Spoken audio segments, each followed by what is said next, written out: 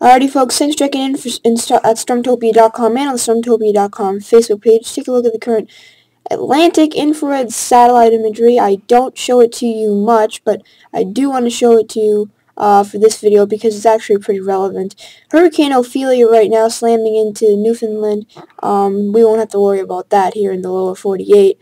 Tropical storm Felipe is out there in the Atlantic, really just a big ball of moisture right now, not much organization to it.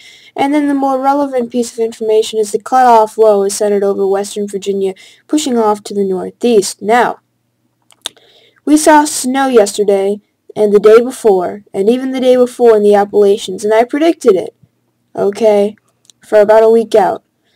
But a lot of you folks were asking me, how is this possible, Nick? Well, here's how cutoff lows produce snow.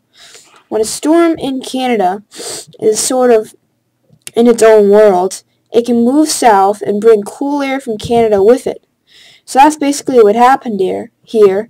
We actually had warmer air in between in Michigan and northern Ohio, and then what happened was the cool air was trapped in the low pressure system as it moved south, and it ended up spawning right over the Appalachians, where there was an inch to 3 to even 4 inches of snow, as far south as the Smoky Mountains of western North Carolina.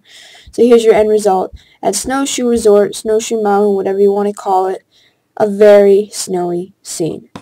While current radar imagery is still showing the cutoff low, it's not producing snow anymore, as it's really losing its cold characteristics. We just got a couple showers coming on through the Mid-Atlantic. Today's going to feature a lot of showers all across the region.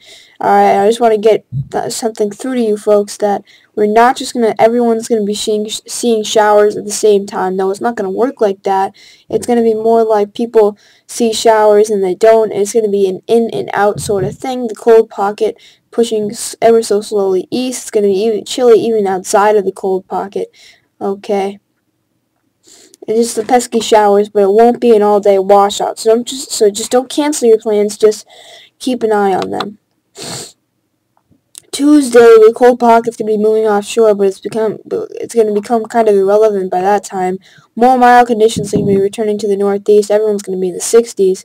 The rain's going to exit the southern Mid-Atlantic, but it's going to be in and out through the day in New England. There's some debate that we might actually get out of the rain for a little while in some parts of the northern Mid-Atlantic and southern New England Tuesday afternoon before returning to more bursts of tropical moisture for the evening hours.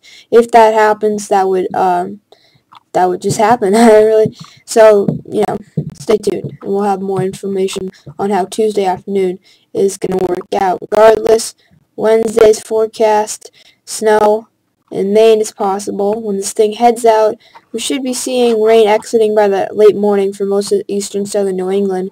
The question is, once this thing moves north, it's definitely going to drag in some very heavy cold air from the north. If that cold air comes in fast enough, it could end to snow for parts of Maine. It could be a couple inches of snow if things work out in their favor. Alright.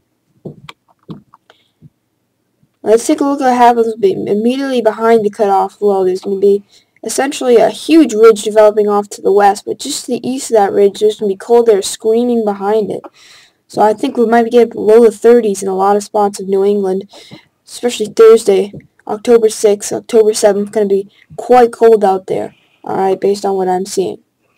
Alrighty folks, that's it for now. Thanks for checking in, and stay safe out there.